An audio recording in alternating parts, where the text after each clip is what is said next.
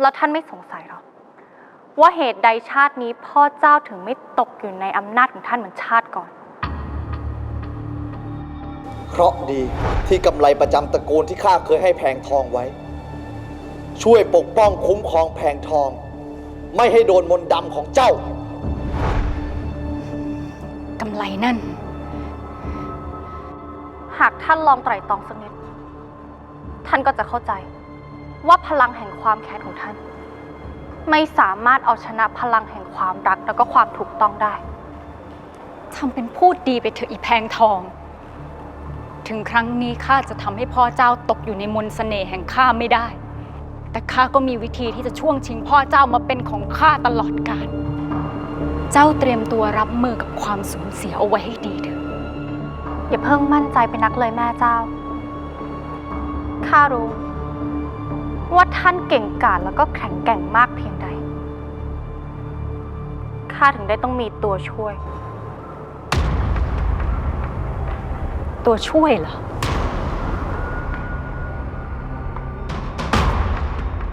ข้าเองแก่นฟ้า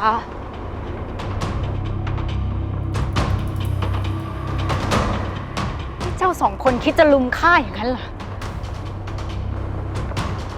ศัตรูของศัตรูคือมิตรท่านก็น่าจะเข้าใจคำนี้ดีถึงเวลาจบเรื่องราวระหว่างเจ้ากับข้าที่มีมาช้านานแล้วโสดายา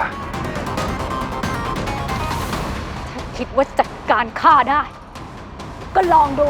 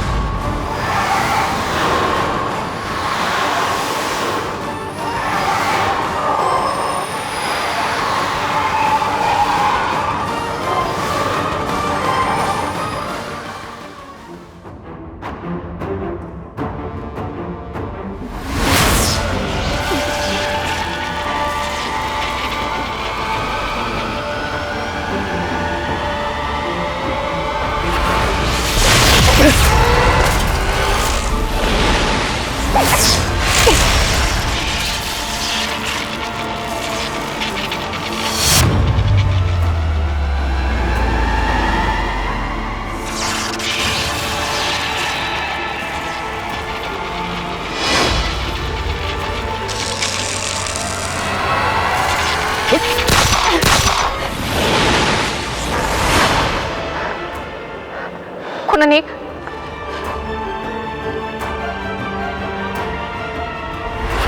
ระวัง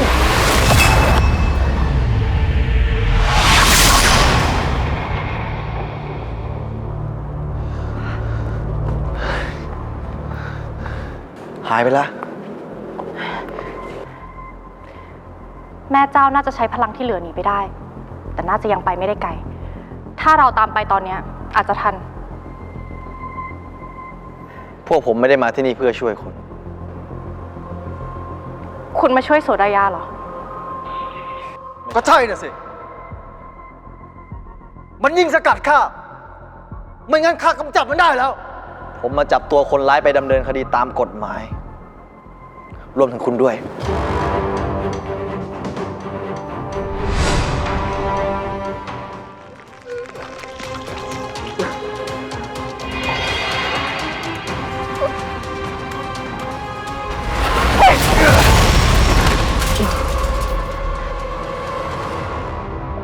หักหลังข้าเหรอ ข้าร่วมมือกับเจ้า เพื่อฆ่าโสดายา ไม่ใช่เพื่อมาฆ่าคนอื่น คนอื่นที่ว่า มันก็กำลังจะฆ่าข้าเหมือนกัน เรื่องนั้นข้าไม่เกี่ยว ข้ารู้แต่ว่า ข้าจะไม่ยอมให้เจ้าทำอะไรเขาเด็ดขาด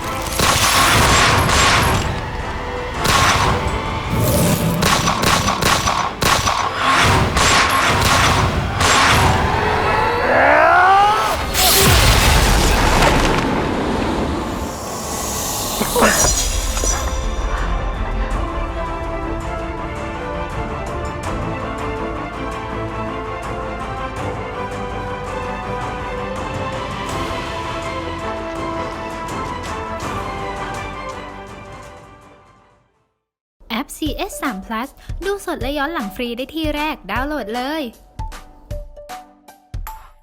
ไม่อยากพลาดละครสนุกกด subscribe เอาไว้นะคะ